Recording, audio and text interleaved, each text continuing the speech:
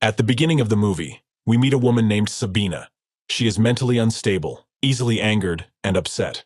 As a result, in 1904, she was sent to a famous psychiatric hospital in Zurich, Switzerland.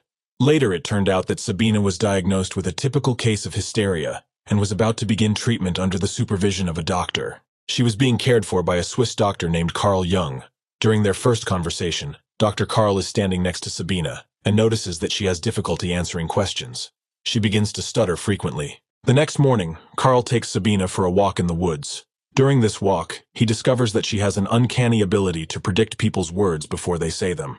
When Sabina is asked about this, she claims that she has an inner angel who communicates with her in German and helps her predict events. Hearing this, Dr. Carl suggests that the girl's talent could be useful for a career in medicine. During the conversation, Sabina throws her coat on the ground, and Dr. Carl asks her to pick it up. He picks up the coat with his cane. Strangely enough, this situation makes Sabina angry, and she rudely asks him to stop.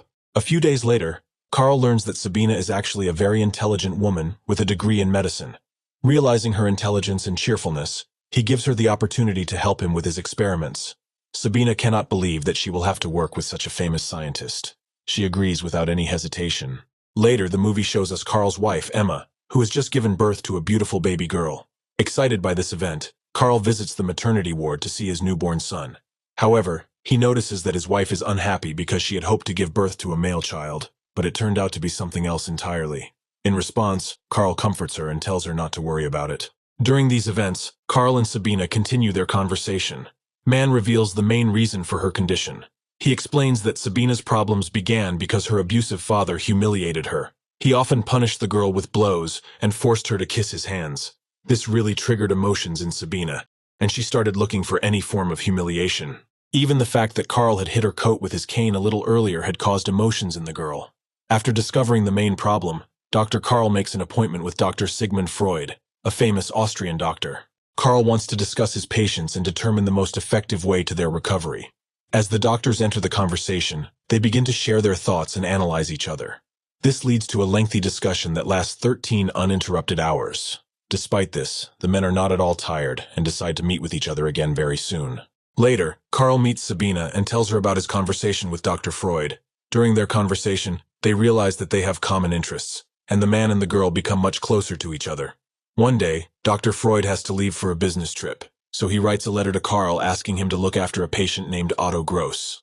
This is an unbalanced psychoanalyst known for his brilliant mind and his tendency to debauchery. In this letter, the doctor describes in detail everything about the patient, including the strange fact that the patient can bite when he is angry. In order to preserve their friendship, Carl does not hesitate to agree to this. He then attends Otto's session, hoping to use his method of therapeutic conversation to help the patient. During this session, Otto reveals his true nature by bragging about his many mistresses. He also advises Carl to have multiple women. According to Otto, having multiple bed partners helps a man to be fit and healthy, while having only one partner causes headaches. This is a philosophy that is still preached by a certain Dr. Tate. The next day, Sabina actively helps Carl with his research and even tells a few jokes to make the doctor laugh.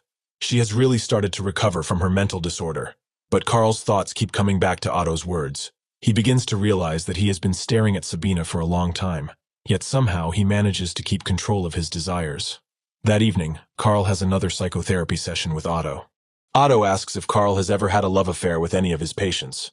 Carl answers in the negative and asks the same question. Otto responds by telling him that he is manipulating his patients by making them think that their desire not to have a loving relationship with him is a disease. He applies this technique to all the women he meets, and it works almost every time. Otto boasts that he has actually had love affairs with more than 100 women. The next morning, Carl meets Sabina in the park, and they start talking about adult topics. Sabina says that she has no experience in this. This leads her to believe that this could be one of the contributing factors to her feelings of depression and anxiety. Therefore, she would like to have a love experience. The doctor thinks about her words, but hesitates. Sabina takes the initiative and unexpectedly kisses him. She then invites Carl to her home that evening so they can play adult games. Later, during a psychotherapy session, Otto tries to convince Carl to give in to his desires and accept Sabina's proposal. However, Carl is still steadfast in his decision. He doesn't want to cheat on his wife, and he also recognizes the prohibition against having an affair with a patient. Even after hearing this, Otto continues to talk about some of his romantic encounters. Carl's resolve begins to weaken, and eventually he gives in to his desires. Carl can no longer control himself, and he rushes to Sabina's house. There they begin to play adult games. This is how their secret affair begins. As time goes on, they engage in even more vigorous activities, including tying hands and the like. One day, Emma prepares a surprise for Carl. She gives him a boat decorated with red sails. Emma knows that this is exactly what Carl has always wanted. She thinks he is the best man in the world and says he deserves everything he wants. Seeing the love and trust of his wife, Carl realizes that he is cheating on her. As a result, he visits Sabina at her home and confesses that they should end their affair immediately. However, she persuades him to continue their relationship, urging him to punish her in the same way her father did. A few days later, Dr. Freud returns from a business trip and meets with Carl. They talk again about their theories of psychoanalysis. However, they often begin to quarrel, and this leads to tension in their friendship. As the situation begins to escalate, Freud spreads rumors that Carl goes to the home of one of his patients and has affairs with her. However, Carl strongly denies this accusation, claiming that he is simply attentive to the woman. After the meeting ends, Carl realizes that he can no longer hide his relationship with the patient, so he decides to end his secret relationship with Sabina, leaving her disappointed. A few days later, a furious Sabina bursts into Carl's office and accuses him of telling her mother about their affair. She calls him a traitor and an idiot. However, in response, Carl tells her that her mother already knew about their relationship. Someone sent her an anonymous letter, which she received. He told Sabina that he would now treat her only as his patient, not paying attention to their previous relationship.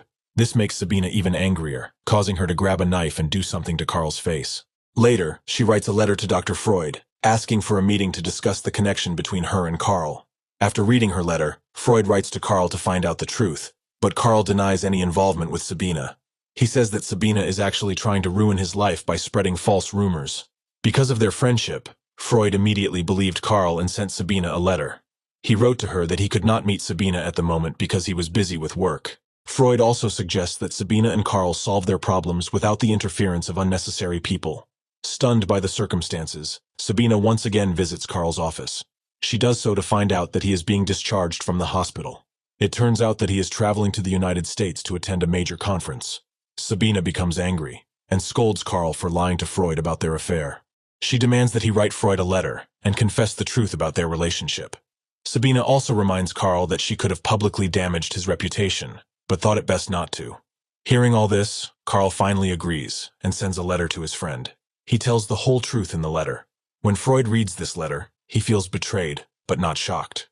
He writes a letter to Sabina, apologizing and expressing his admiration for the way she handled the conflict. Later, the movie takes us to a few years later. Sabina comes to Carl's house in Switzerland to work on her dissertation together. As they work together, they reminisce about their interesting past, where they made love in various places, such as a bedroom, a psychiatric ward, and even a boat. Finally, they decide to add one more memory to this list. Carl and Sabina start playing adult games again. Afterwards, Sabina tells him that she has decided to leave Zurich after graduation, and she wants to move to Vienna. This makes Carl very worried, and he asks her not to go. But Sabina does not change her mind. 2 more years pass, and Sabina is now a qualified psychiatrist. She finds herself in Vienna. There she met Freud. During their discussion about psychoanalysis, Sabina says that she is on Freud's side, but she also talks about the importance of the work between Freud and Carl for the further development of psychoanalysis. Freud seems to have no interest in reconciling with Carl. They are so far apart that they don't even want to see each other's faces.